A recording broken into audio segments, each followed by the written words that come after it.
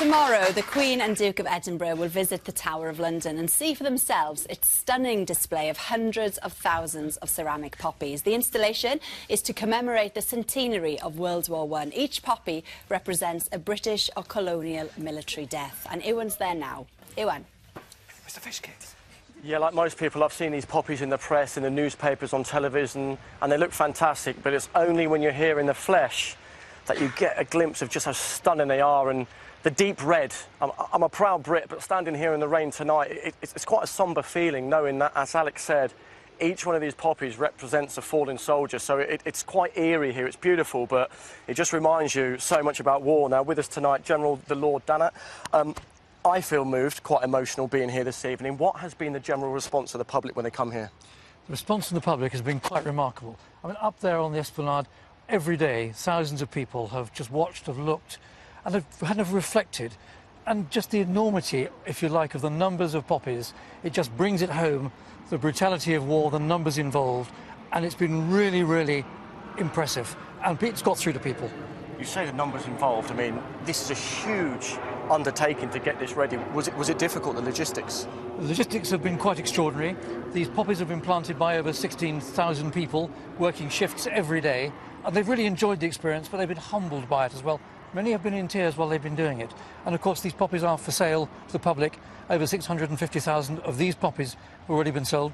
£25 plus post and packaging, Google Tower poppies, and people can buy them. Not many left now, but it's wonderful.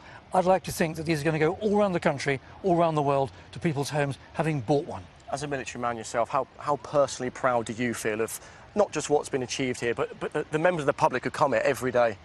I'm enormously proud, and I think it's been a real community project.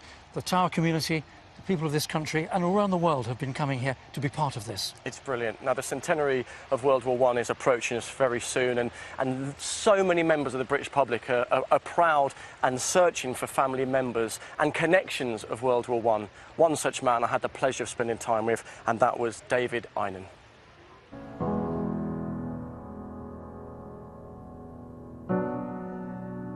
Entitled Blood-Swept Land and Seas of Red, the stunning poppies currently surrounding the Tower of London are a poignant centrepiece to commemorate the 100th anniversary of the First World War. One man who tragically lost his life in the First World War was Captain Harry Sherwood Ranking, aged 31. Now, his grandnephew, David Einan, is embarking on a journey to create one of the poppies that he will plant in his memory. Now, your granduncle, he clearly was a very special man. He was a very intelligent man, but he also was a very compassionate man. Although you never met him, you are clearly, the way you speak, emotional and very proud of his achievements. Tell us about a few of the things you've brought here today. This letter here, for example, that's pretty special. Yes, this letter is from Buckingham Palace. It says, "It is a matter of sincere regret to me that the death of Captain Harry Sherwood Rankin deprived me of the pride of personally conferring upon him the Victoria Cross." Remarkably, Captain Rankin carried on helping others in their time of need, even after his own leg was almost completely blown off.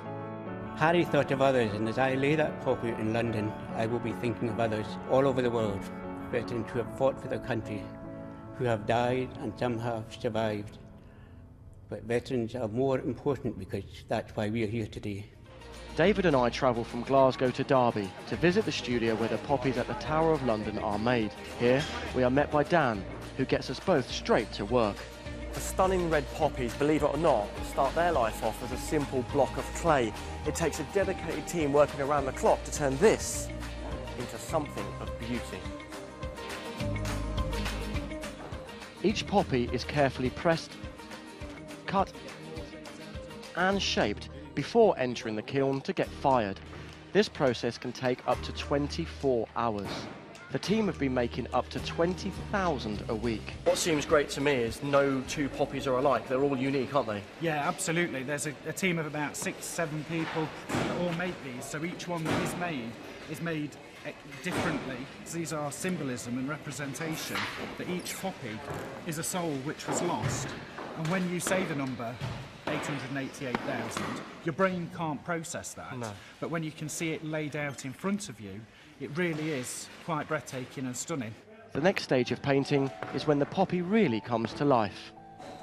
Do you feel honoured to do this today? Yes, absolutely. Absolutely. Honoured, grateful, and just full of emotions. Planted along there are the hundreds of thousands of poppies. I think your granduncle will be proud of you. I know he will. Even though I didn't know him, I know he will.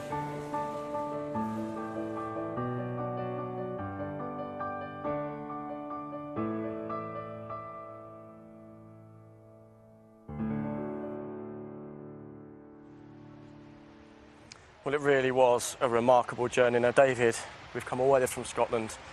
I know you've been researching your family history all of your life. How do you feel here tonight, looking at these poppies in the flesh? This is a breathless wow factor in my life.